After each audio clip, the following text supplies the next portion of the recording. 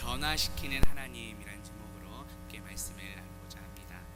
우리는 모두 죄와 허물로 죽었던 죄인들이었습니다. 그러나 예수 그리스도의 십자가 죽으심과 부활로 말미암아 우리는 영원한 생명을 얻었습니다. 죄와 사망의 노예에서 하나님의 자녀로 우리의 신분이 변화된 것입니다. 오늘 말씀을 통해 우리를 변화시키신 예수 그리스도를 만나는 저와 성도님들 되시기를 주님의 이름으로 축복합니다. 본문 24절 보시면 야곱은 홀로 남았더니 어떤 사람이 날이 새도록 야곱과 씨름하다가 라고 말씀합니다. 이 홀로라는 말은 떨어지다 그리고 외롭다라는 뜻입니다. 다른 모든 것으로부터 완전히 격리된 분리된 상태를 가리킵니다. 야곱은 지금 힘겨운 문제를 앞에 두고 어찌해야 할지를 몰라서 다른 모든 사람과 격리된 장소에 혼자 남아 고뇌하고 있습니다. 야곱은 지금 어떠한 상황입니까? 자신을 죽이려고 했던 형 에서를 만나기 직전의 상황입니다. 야곱은 형 에서를 위하여 많은 짐승의 떼들을 예물로 먼저 보냈습니다. 이어서 두 아내와 두 여종과 11아들까지 보내놓은 상황입니다. 이제는 다른 사람의 도움을 전혀 받을 수 없는 상황입니다. 이러한 상태에서 야곱은 하나님을 만나게 됩니다. 그리고 자신에게 닥친 문제를 해결받게 됩니다. 마찬가지로 때때로 우리는 삶 속에서 너무나 두렵고 힘든 상황을 마주할 때가 있습니다. 그럴 때 우리는 누구를 가장 먼저 찾고 의지하고 있는지요? 다른 모든 것들보다도 예수 그리스도를 찾고 예수 그리스도만을 의지하는 저와 성도님들 되시기를 주님의 이름으로 축복합니다.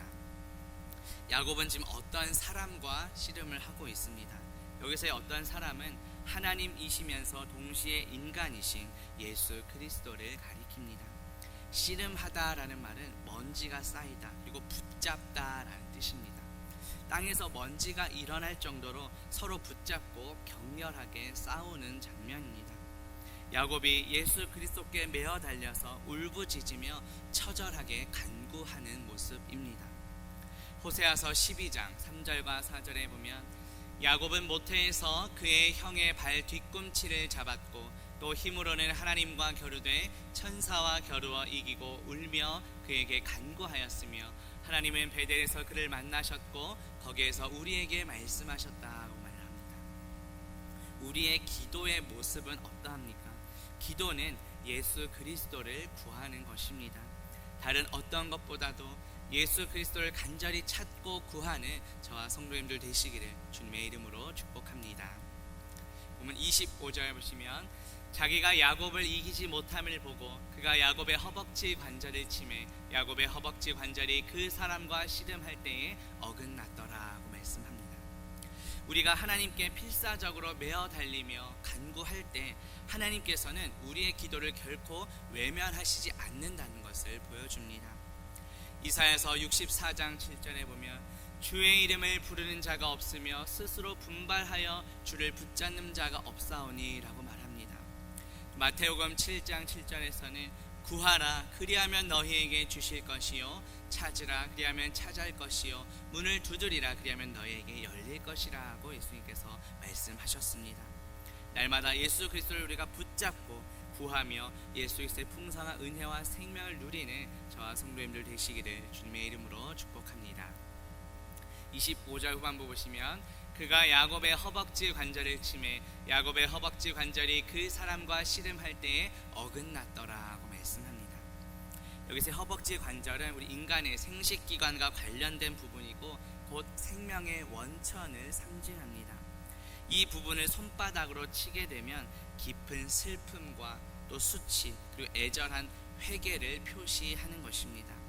그리고 누군가와 언약, 서약을 맺을 때 이곳 아래에 손을 넣고 서약을 하게 되면 그 맹세에 대한 보증과 신실성을 의미하기도 합니다. 그런데 본문에서 이 치다라는 단어는 닿다, 만지다라는 뜻입니다. 따라서 하나님의 사자가 야곱을 때린 것이 아니라 단지 만지기만 하셨다는 것을 뜻합니다. 하나님의 사자가 만지기만 했는데도 불구하고 야곱이 무기력하게 되었다는 것은 그만큼 하나님의 능력이 위대하다는 것을 보여줍니다. 동시에 우리 인간의 무능력함과 한계를 보여줍니다. 어긋났다라는 것은 찢어지다, 탈골되었다라는 뜻입니다. 하나님께서 이렇게 야곱의 허벅지 관절을 어긋나게 하신 이유가 무엇일까요? 그동안 자기의 육신을 믿고 의지했던 이 야곱에게 그 육체의 나약함을 일깨워 주시기 위함이었습니다. 우리가 붙들고 의지해야 할 것은 나의 육신의 강건함이 아니라 오직 예수 그리스도 한 분임을 깨닫도록 하시기 위함입니다. 이번 주일 설교에서도 우리의 원수는 우리의 악한 기질, 자기의 의와 충동적인 기질, 자기의 고집, 세상의 영광과 지식임을 들었습니다. 이것을 해결하려면 예수 그리스도의 도우심과 은혜를 구해야 한다는 것을 우리가 들었습니다. 우리의 무능력함과 한계를 겸손히 인정하고 예수 그리스도의 도우심과 은혜를 간구하며 의지하는 저와 성도님들 되시기를 주님의 이름으로 축복합니다. 보면 26절 보시면 그가 이르되 날이 새려하니 나로 가게 하라. 야곱이 이르되 당신이 내게 축복하지 아니하면 가게 하지 아니하겠나이다 라고 말씀합니다. 하나님의 사자는 지금 야곱에게 나 좀 내버려둬, 나를 보내줘 이렇게 부탁한 것이 아니라 강력하게 지금 명령한 것입니다. 사실 하나님의 사자는 얼마든지 야곱을 뿌리치고 떠날 수 있는 그런 능력이 있습니다. 욥기 23장 6절에 보면 그가 큰 권능을 가지시고 나와 덮으러 다투시겠느냐, 아니로다 도리어 내 말을 들으시리라 하고 말씀합니다.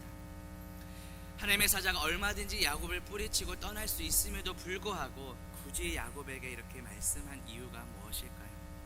야곱이 과연 하나님을 끝까지 붙들고 의지하고 있는지를 테스트하기 위함입니다. 마치 아들 이삭을 주시고 그 아들을 바치라고 아브라함을 믿음을 시험했던 것과 동일합니다. 하나님의 시험은 이처럼 우리의 믿음을 성장시키고 연단시키며 궁극적으로는 우리를 축복하시기 위함입니다. 야곱은 자신을 축복하지 않으면 결코 보낼 수 없다 하고 말합니다. 야곱은 자신과 씨름하고 있는 상대가 하나님의 사자이며 하나님의 사자의 축복이 반드시 이루어질 거라는 믿음이 있었습니다.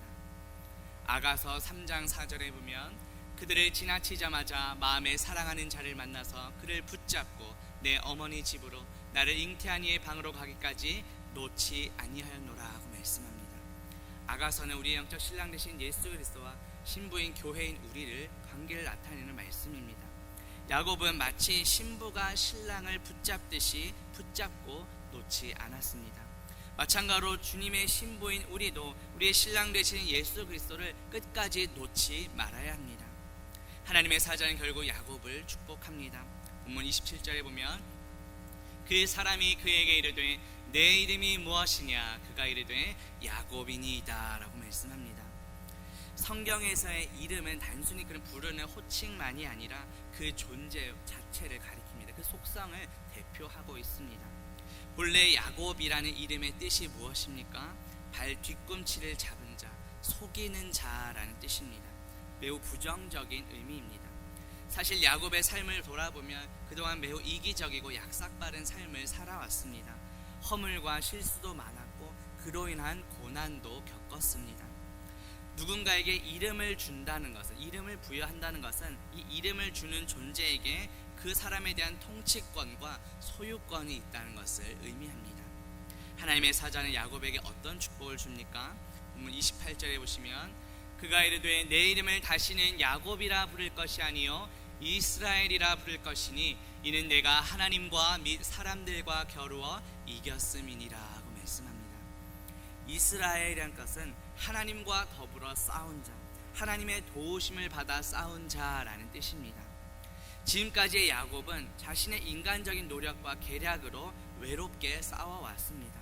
하지만 앞으로는 하나님의 도우심을 받아 하나님과 더불어 싸우게 될 것이라는 축복을 받게 됩니다. 그리고 이 이스라엘이란 이름은 단지 야곱 한 사람에게 뿐만 아니라 야곱의 후손인 이스라엘 백성에게까지 이 이름이 주어집니다. 구약에 선택받은 이 선민을 가리키는 이 명칭은 오늘날 구원받은 성도인 우리를 또 가리키기도 합니다. 우리는 모두 영적인 이스라엘이며 하나님 나라 복음을 위해 싸워가는 주님의 군대입니다. 하나님과 및 사람들과 겨루어 이겼다라는 말은 야곱이 하나님과 사람들 앞에서 능력을 나타냈다는 것입니다. 그런데 이 능력을 나타낸다는 것이 미래의 시제로 지금 되어 있습니다.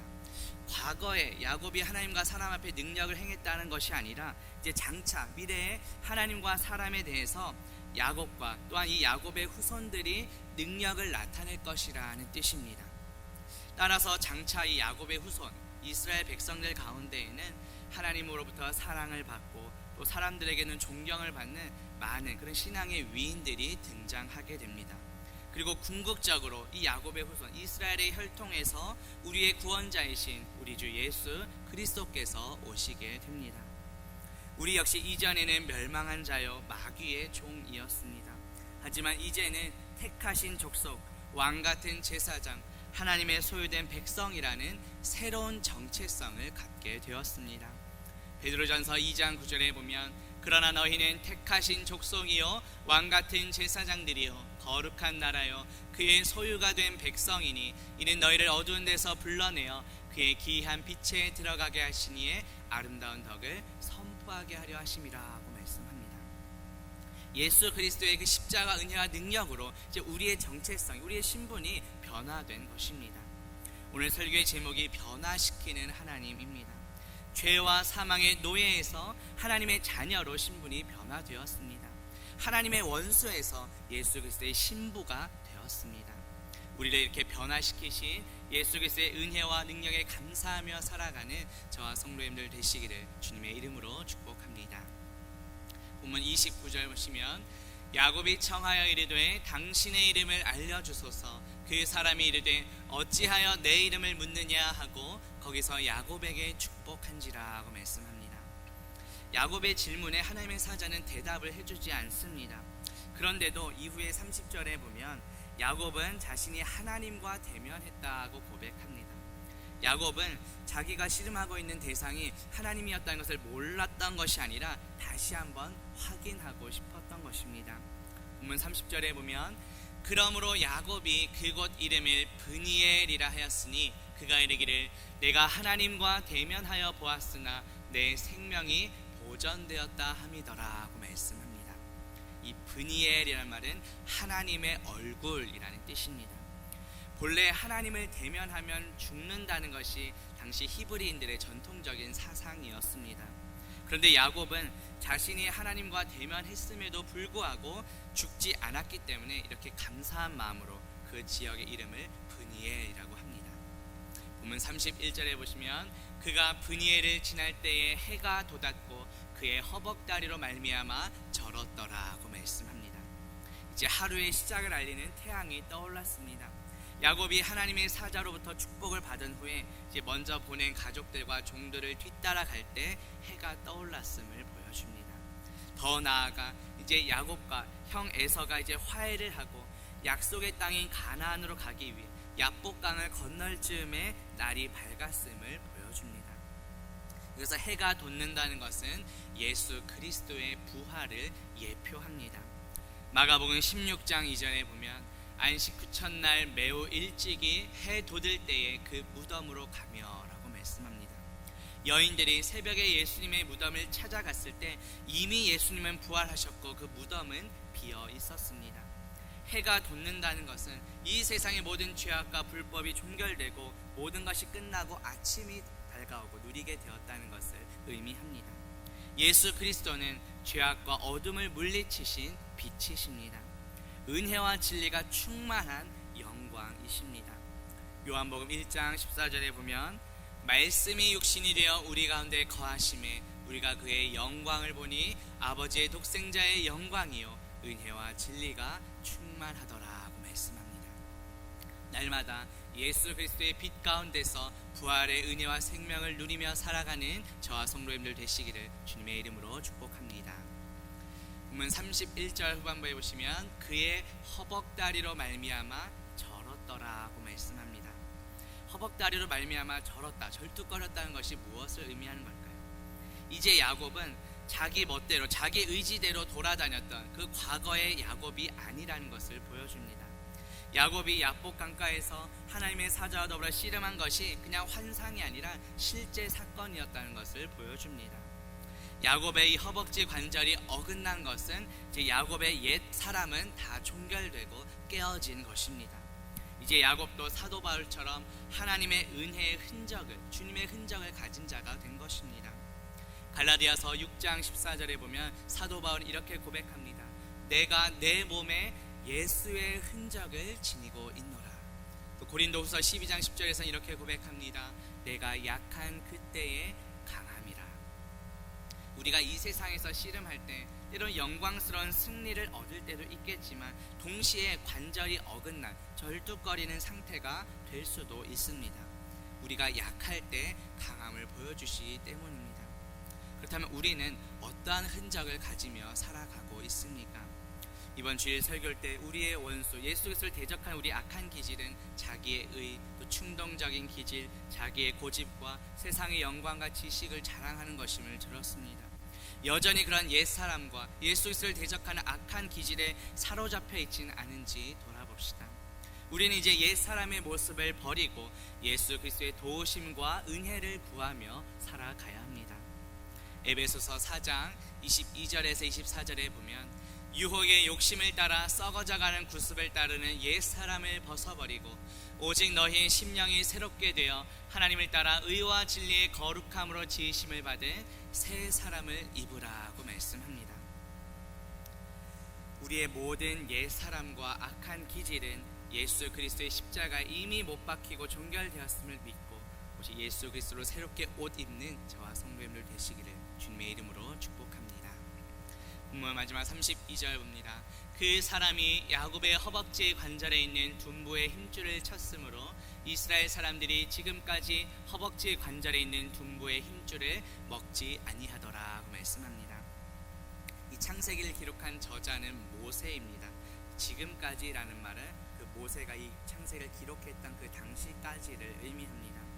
모세는 이제 야곱의 후손들이 이 본문에 나오는 내용을 이제 읽고 기억하며 짐승의 고기를 먹을 때 이 허벅지 관절을 고정하는 이 둔부의 힘줄을 절대로 먹지 않았다는 당시의 전통적인 풍습을 좀 언급하고 있습니다.